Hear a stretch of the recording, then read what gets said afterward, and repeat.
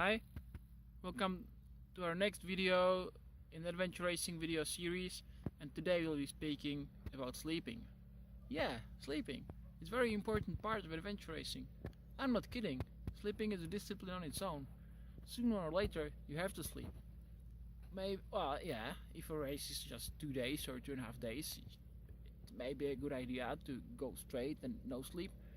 But apart from that, and most races are longer than this, you have to sleep at some point. So, what do you do? When do you sleep?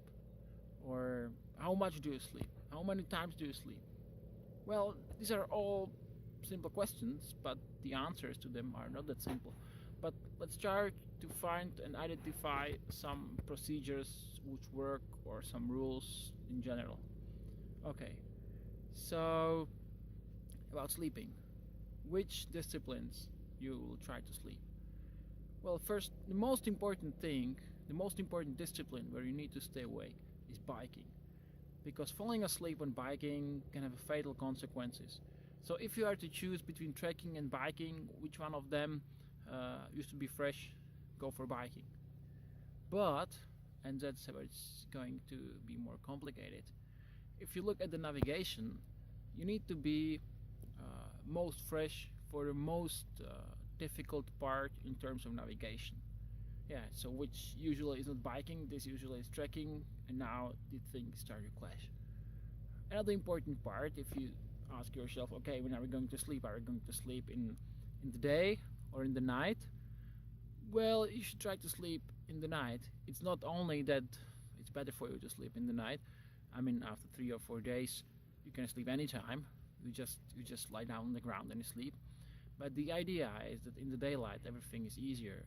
So try to use daylight for progress. Try to use daylight for movement, because navigation is easier, motivation is easier, anything is easier during the daylight. Another thing is how long should you sleep? If there are no dark zones, I mean places where you have to sleep, try to break the sleep into smaller parts. So basically, if you are to sleep once 2 hours or 2 times 1 hour, in general sleeping 2 times 1 hour is better. But sometimes you may not have the chance to sleep. I mean, if it's raining out there and there's not any shelter, it's just simply hard to just lie down. Another part or another factor which you need to weigh is the quality of sleep. I mean, it's a big difference if you sleep somewhere where it's warm, where it's quiet, and you sleep for an hour and you really get a good quality sleep, and if you just sleep somewhere outside and basically are not sleeping at all, you are just shivering cold and lying there.